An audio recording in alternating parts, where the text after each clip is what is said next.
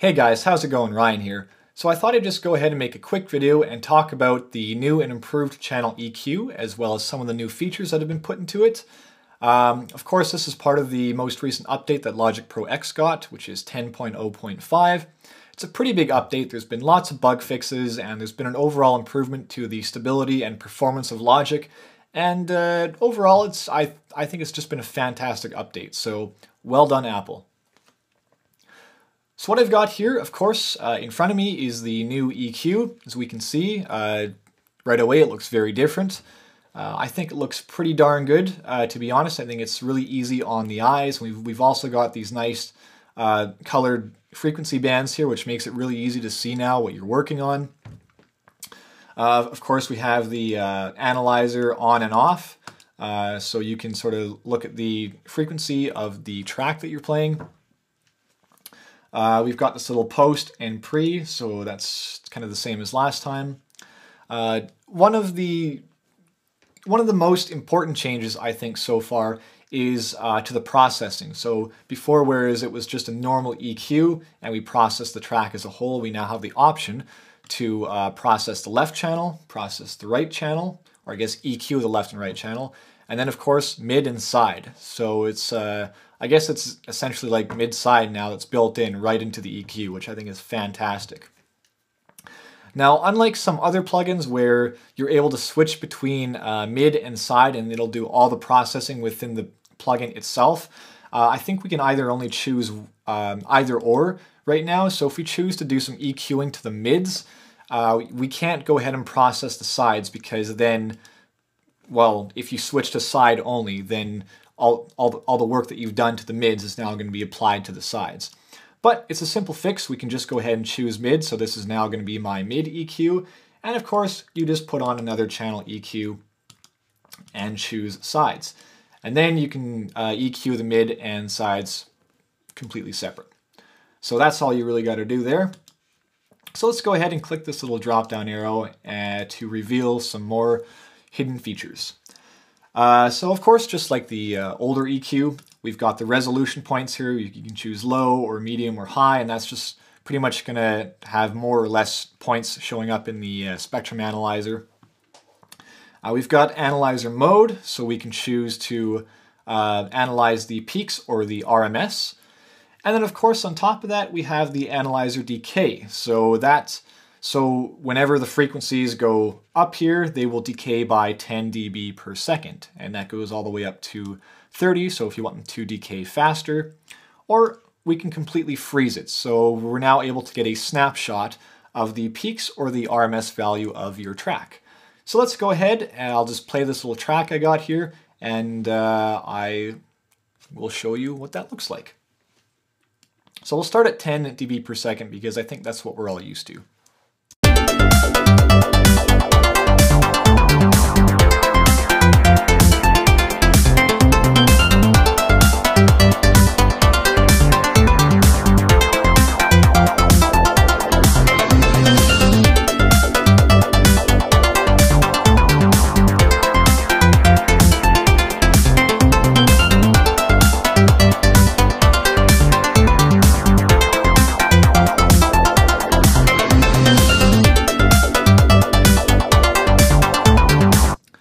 So now we can see what happens when we freeze the analyzer. Pretty much all the frequencies in your track will be coming up, but they're not going to go down. So if you leave it play for a short while, it sort of gives you a snapshot of the frequency spectrum of your track, which can be pretty useful to, help figure out problem frequencies. And you can look, I got a bit of a buildup in the low end, maybe we can use a bit more high end, things like that. So I think it's really, really useful. We've also got an oversampling feature now, which I think just provides you more clarity in the higher frequencies, something like that. I don't know how useful that is. I don't know too much about oversampling, but apparently a lot of people have been asking for that feature. So hey, we've got that now. And then we have this gain Q couple strength, and some of you might be asking yourself, what the heck does that mean? I know, because I was asking myself the same thing. So pretty much what it means is we have a choice between symmetrical, light, medium, and strong, or asymmetrical, of course, light, medium, and strong. And what that means is if you have a symmetrical, that means that if you increase your gain or decrease your gain, that the Q value will stay the same. So if I boost this 24 dB and I drop it down 24 dB, we can see that the range is the same whether I boost or cut. Now, if I go in and choose asymmetrical, I believe we will have a wider Q, or I guess, sorry, we will have a wider frequency band, so a smaller Q, but if I cut, it will be a more narrow Q, or a higher Q value. So I'll show you right now. We can give this a nice boost. We can see it's fairly wide, and if I cut, we can see it's a lot more narrower. So again, pretty wide, and now pretty narrow. And all this means is that generally I think it's favorable to boost with a wider Q so that your boost covers more of the frequency range. And of course, you know, there are no rules in music. You can do whatever the heck you want. But generally, that's kind of what you want to be doing when you're doing some EQ work. And if you're cutting, they sort of figure that, okay, with an asymmetrical Q value, most of the time we're going to be looking for more problem frequencies. Therefore, we will want a higher or narrower Q. So that's why it's asymmetrical for the cuts. It's a little bit more narrow. So that's all that does. And of course, light, medium, or strong is just the range that the band, or that the frequency band covers. So if we do a boost here, we can see with light, it's pretty wide. If I close this down and choose strong, you can see it's a lot more narrower. So I think that covers that. I guess let me go ahead. I'll play this track here again, and we'll just start messing around a little bit with the mid-side so you can have an idea. If you're not too familiar with mid-side, just exactly what sort of possibilities are available to you, or I guess what the possibilities are. Yeah, so let's get started here. I'm just going to drop this down to 75. We're going to open up the multimeter so we can see exactly what we're doing. Here's my nice mono voice. And we're just going to open up the other EQ here. Drag it down here. We can close this bar here. Actually, just make sure that we're going to be at, we'll work at 30. Just get all the values here so we're looking at the same thing. Okay, we want maximum resolution points, oversampling. We'll have asymmetrical strong, which I think is the default. Okay, we're looking pretty good. So let's go ahead and make, this is the second one. Okay, so we'll put the second one to the right, just because I think it's easier to work that way. And the first one is going to be mid, this one's going to be side. So let's just have fun and do some EQing here.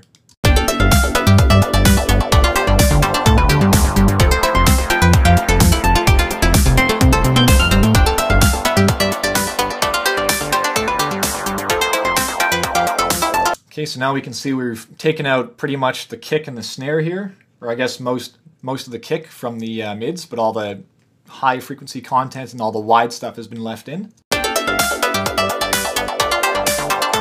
You know what, let's just have fun. Let's just go ahead and take out all the mid content, at least by 24 dB.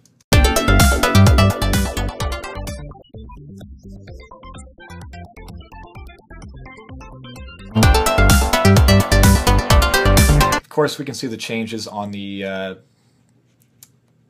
goniometer. God, that's a weird name.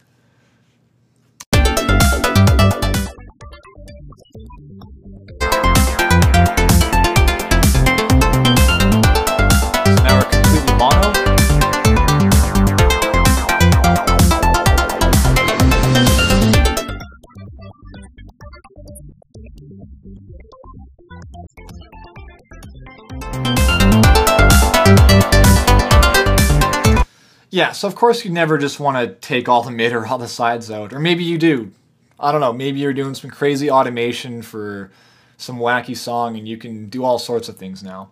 But most often how you'd want to be using mid-side is, you know, maybe you just want, you know, your kick to have a little bit more punch to it. So you'd find out where, I guess, where your fundamental frequency is and give that a bit of a boost. And you know, maybe if you want your vocals to stand out in the mids more, that you'll find out maybe around, I don't know, 1.5, 2, or 3K, somewhere in there where all the clarity of the voices, and give that a bit of a boost. And of course, if you want to have things sounding really wide out in the end and interesting stuff, you can of course give a nice you know, shelf boost or something. So I'll just play around a bit just so you can sort of, and I'll do more obviously extreme EQing just so it's easier for you guys to hear.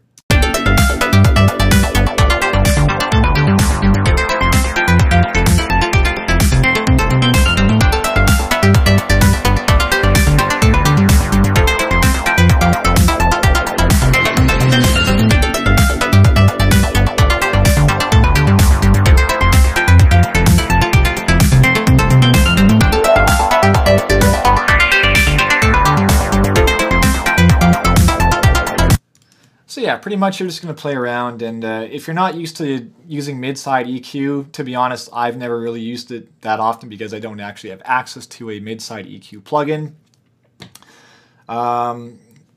Actually, no, that's a lie. I do have some of iZotope stuff. But either way, you guys know what I mean. I'm rambling now, but I think you get the point of it. So overall, I think this is a fantastic improvement to the EQ. And I'm loving it. I think there's just a lot more possibilities now, and I think even for us creative folks out there, with the just with the ease of use that we have with mid-side now, that we're going to be able to do a lot of cool stuff with automation and whatnot. Yeah. So again, well done, Apple. I think it's a fantastic update overall, and I'm loving the new EQ. So before I go, let's just quickly take a look at the other EQs. The linear EQ, which I don't use too often, to be honest. Again, it has the same look as the other one. Again, it's got all the extra stuff down here as well too. However, the match EQ and the single EQ, ugh, oh my god, it's hideous. Yeah, so I would think that these guys are going to be getting the visual upgrade at some point in the future. I just don't think that Logic or Apple thought that these plugins were used as heavily as the other EQs, therefore they didn't actually go ahead and update them, but it'll probably be coming in the future.